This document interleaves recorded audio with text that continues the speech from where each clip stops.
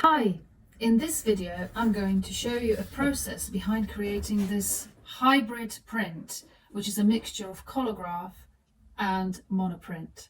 Hope you enjoy it.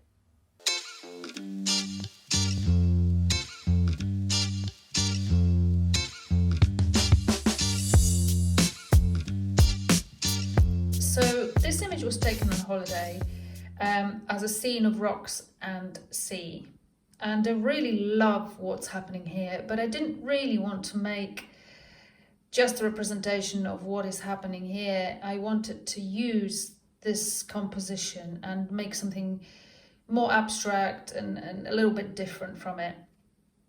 So using Canva on my iPad, I created a sort of layer on top of my image, dividing it into points of interest. So I sectioned it off and changed slightly the composition and the sizes of different parts of this image, and decided to create collagraph plates, separate collagraph plates that would create one separate image. But also, on top of that, I'm going to create a monoprint plastic plate, which will represent different colors and different bits of ink layered on top of my image. And how I'll do it, I will show you, because I actually ran the monotype through the press twice, as I wanted to add more colors as I went along. What I love about this technique is just there's so much flexibility with it and so much fun you can have. And instead of using Chincolet, you can obtain really pure colors on top of your image, Intaglio image. So the process of this type of hybrid is something that would really recommend to play with, because it opens up a lot of possibilities. So I hope you find this video useful in your own printing process. Here I've got a template and carbonated paper where I have traced my image. I've cut all the plates up and they sort of fit a bit like a jigsaw, as you can see.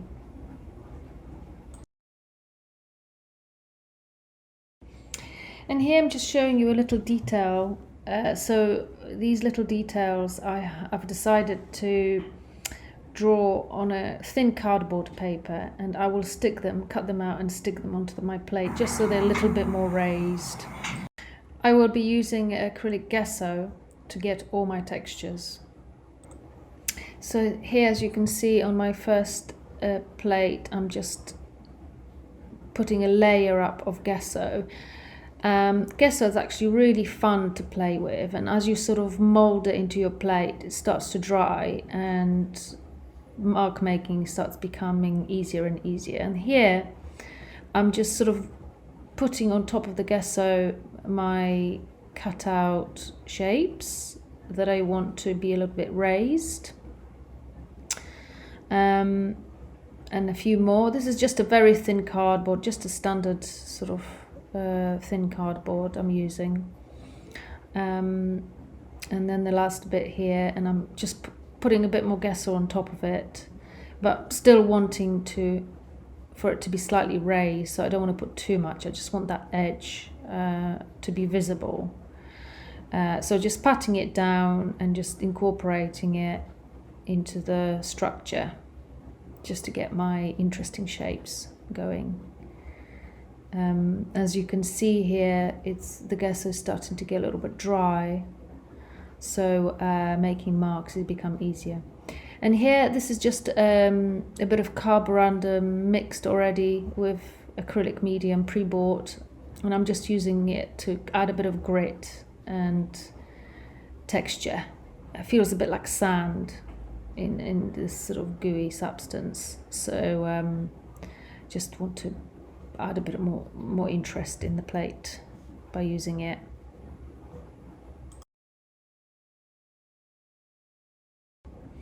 And here I'm moving on to the next plate, and again I'm applying a layer of gesso, but this time I'm going to use a bit of tissue paper that came with some chocolates. I'm scrunching it up and cutting it up just to give some really exciting textures. I love tissue paper on gesso because you can really mold it into what you want, and if you want to blend it in a bit more or do something, whatever you want with it, show the marks more or less, is just such a great way of creating an interest. So yeah, this is really, really cool. I love that bit of my plate. After I've printed it, it worked out really nicely, so it was well worth the effort. And here's my third plate, and here I'm just literally applying the gesso just to the edges of this plate, because I want the middle of it not to have much texture, and I'm probably going to paint the middle bit with glue so the ink wipes off a lot cleaner. And here is the very last plate that I'm actually going to treat with gesso. This is just a pretty smooth one. There's not really much going on that plate. And here we go. Here are all my plates together after they've been treated with gesso. And here I'm just going to use my little grinding tool, which is super useful for just filing down any bits sticking out on the edges of the plate.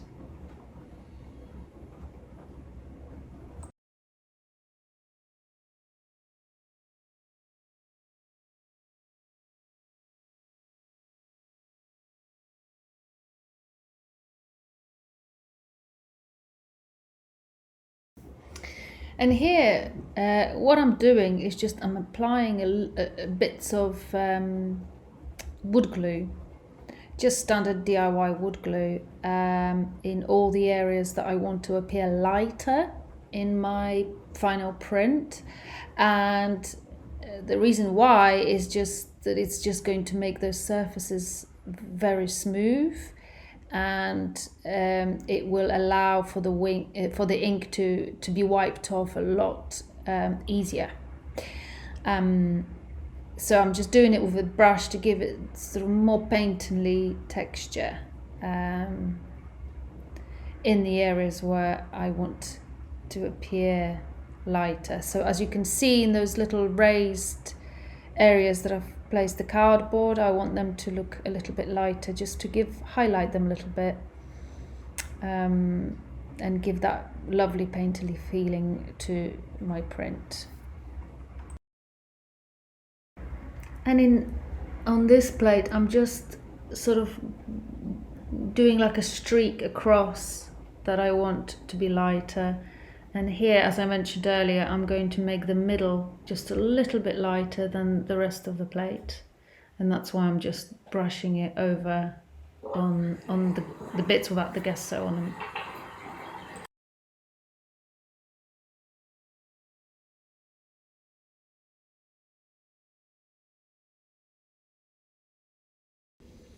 And now I'm just applying varnish to my plate. It's shellac. I find its texture allows to show all the textures, and it protects the plate. You can use watered down glue as well, which is a cheaper version of varnishing a plate.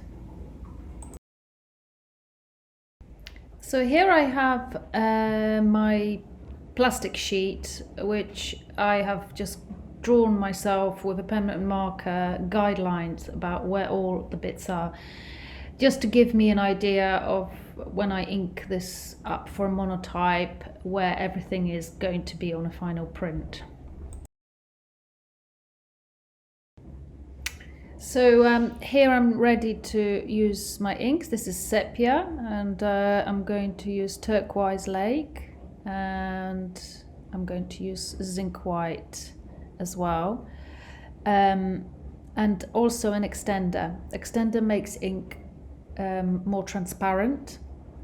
And the reason why I want that to happen is because I want some of the colors to come through and layer them on top of each other and sort of be see-through. So I'm just going to apply the first layer of ink on my monotype plate. I'm just rolling it out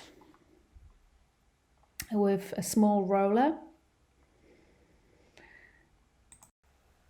So here I'm just going to add a bit of extender to make this. It's probably not a good way of doing it, but I've decided to add extender afterwards. But with persistent rolling, it doesn't really matter. You can incorporate it. And here I'm just adding a bit of zinc white, just to have on side of my roller, and I'm just spreading it out. So one side of the roller is lighter than the other, just to give me a bit of variety of tones. And I love this bit. I love rolling out ink onto the plate. It's so much fun and it's so satisfying. Just getting a little bit lighter shade to put at the bottom of the plate. Here at the moment, I'm not really sure what the plan is. I'm kind of intuitively sort of doing different things on the plate. I'm adding here a little bit of the turquoise lake mixed with sepia. I guess I just want to break it down. I don't want to have just a plate sort of with horizontal color variation. I want it to have a little bit more broken down into different shapes and shades. And here I'm just adding some, just scraping off the ink to reveal some shapes, and they are kind of loosely related to my plates, where my plates are positioned, but it's just really an experiment. I have no idea what it will end up being like at this moment, but I'm sort of experimenting. I'll print it and just see what it's like. If I don't like it, I'll just do another monoprint before I print the actual Intaglio plates. So here, even though it's monoprinting, I'm just using Intaglio ink. I'm not using relief ink, and I'm just going to put it through the press. I didn't really want to buy a bunch of relief inks, as I have lots and lots of Intaglio inks, and I'll just see what it looks like. It might be okay. I don't know. But anyway, here you can see I'm progressing with wiping bits of ink off, just to test it out, just to see what it will look like. It's quite an exciting moment here, just to see what I will come out with. I love the part of printing the monotype. It's really satisfying. I was actually worried that the plate might be a little bit too wet, so before I put it through the press, I blotted it with some newsprint just to get the excess ink off.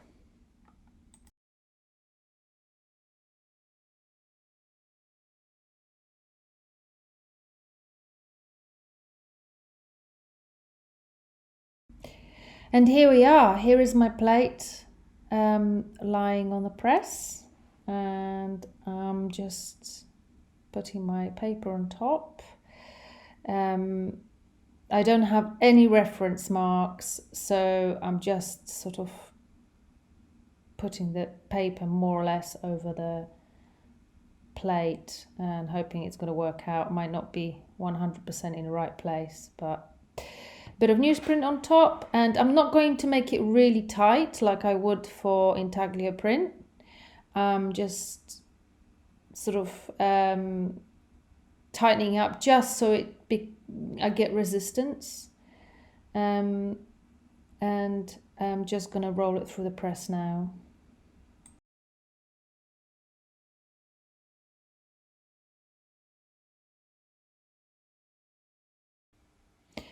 And here we are. I'm leaving it trapped inside the press. I think it looks quite cool. I'm leaving it trapped inside the press because I need it to be in the same position as it will be my reference point for Intaglio plates. So as you can see here, I'm just inking up with straight out of the tube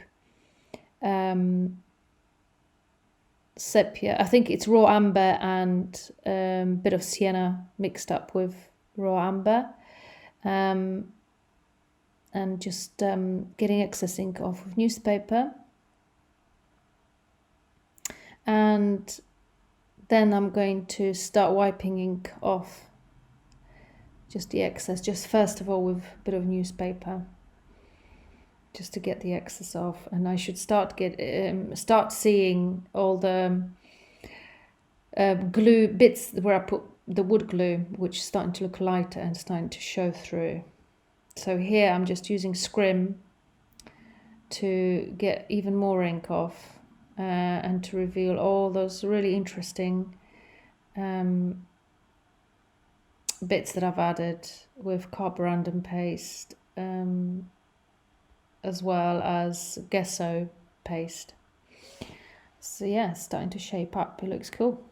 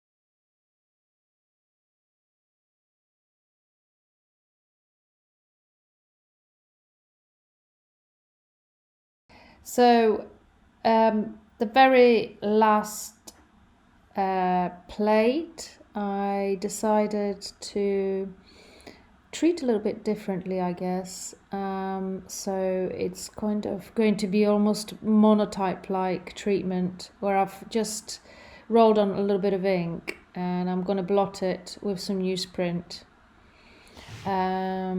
so it just is not sort of straightforward plain plate. I wanted to look a little bit more interesting. So just an experiment really. So this plate will be right at the top of my Collagraph. And here, just for some final touches, I'm just using here a cotton bud to make some highlights on the Intaglio plates, just to give it some more texture.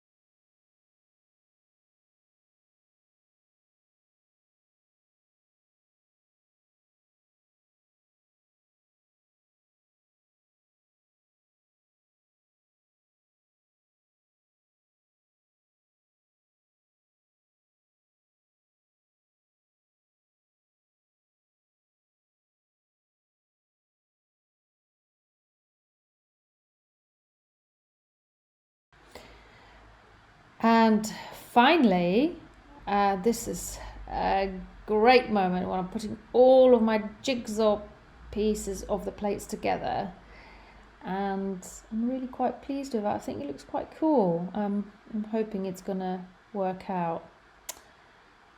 And then I just carefully putting I've decided to remove the plate. I was going to use it as a reference point, but I was a little bit worried that it might just be a bit too much for the press to handle.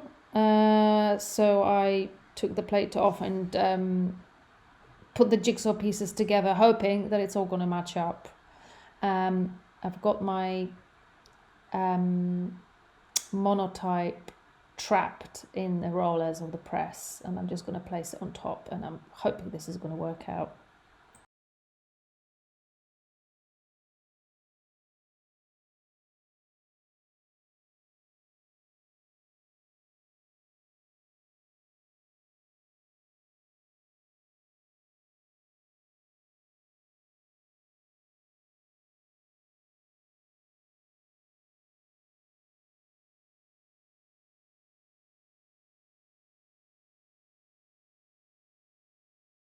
And here I'm going to tighten up the press a lot more than for the Monoprint part of the print. So it's a little bit more, it takes a bit more force to turn the wheel. And here we go. It's a moment of reveal. Oh, it looks quite cool. Let's have a look. Ooh, it's very interesting. There's some very interesting bits to it. But I think it could do with more. I think it could do with another color on top. So I'm going to print another monoprint on top of it because I would really like to see a bit more going on that plate. So here's me preparing for the next monoprint. This is quite fun. I'm sort of just relaxing a little bit about how I approach it. I'm mixing up two sort of very different colors.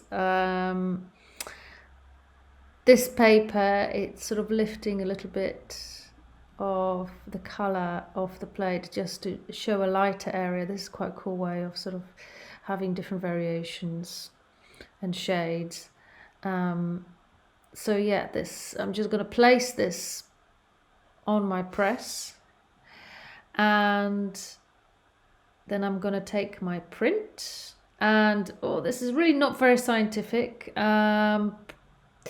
Very precariously just putting it on top of the Monoprint. I didn't trap it inside the press because I didn't think I was going to do another run.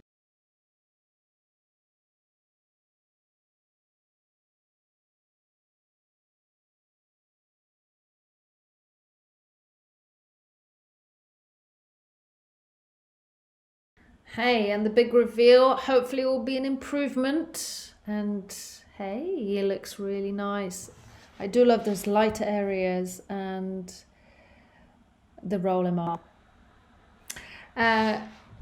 So here I decided, I've done another print and I decided to film it for you guys just to see a variety of the plate. They're not too dissimilar from each other, but I just did one monoprint because from the experience of the first one, I decided that I will use two colors right from the start.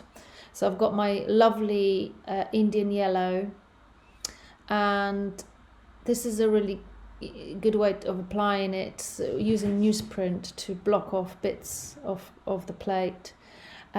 So I just sort of I'm loosely experimenting with applying it to different parts of the plate.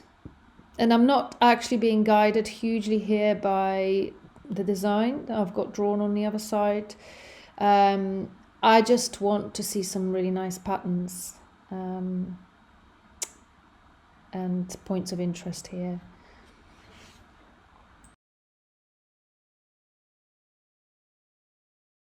So here again, I'm doing sort of my cardboard scratching and removing bits of ink from the plate, just like before. Just sort of in more sort of random places than last time. Just on the edges of the jigsaw pieces, if you like. And then, as you can see, I actually roll over them later, so they are not completely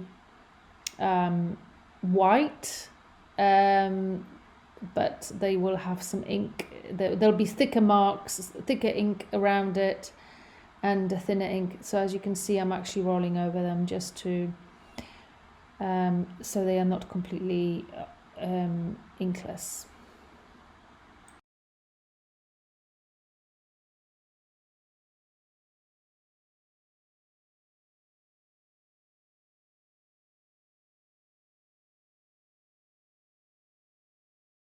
I'm finally ready for press action, and my monoplate is down on the base of the press, and I'm just going to put it through. And again, I'm not going to tighten it too much, and I'm going to trap it just like I did before.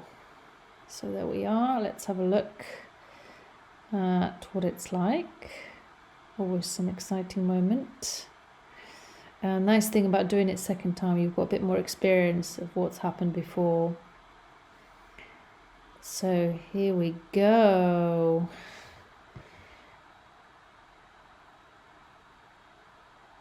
That's looking pretty awesome. I do really like how it's turned out. That's very exciting. It's probably a little bit dark. If I did it another time, I would probably have a little bit lighter. But not to worry, you never know, it might look cool. So here I am actually placing my Intaglio plate on top of my monoprint plate. I'm going to chance it this time. I was a bit worried about it being a bit too thick for the press, but hopefully it's not going to damage the blankets or the press. So it's really nice to have that reference point on the plate. It's so useful. So here we go. I'm going to tighten it. Oh, actually I haven't tightened it up because of the thickness of the print. So Didn't want to damage the press. So here we go, let's have a look. Paper hasn't ripped, no damage to the blankets, so it was worth a gamble. And oh, it's really lovely. I love some of the aspects of the print. I'm really rather pleased with both. So just to evaluate both of the prints against each other, there's a lot more contrast going on in this one because of the lighter areas. I do really like this sort of light bit here, that where I left off ink and where I sort of pressed the bit of newsprint against it. I love that bit here with the lines I scratched with the cardboard, and there's some really nice areas on the edges. And this one here has some really lovely colours here on top right. I love that bit there. And there's some sort of edges, you know, where I scratched away. It's come up beautifully. And those bits here where I treated them with the card, piece of card. And they sort of lie against each other really nicely, those jigsaw pieces. So I'm really rather pleased with it. I hope you enjoyed the video and thank you for watching.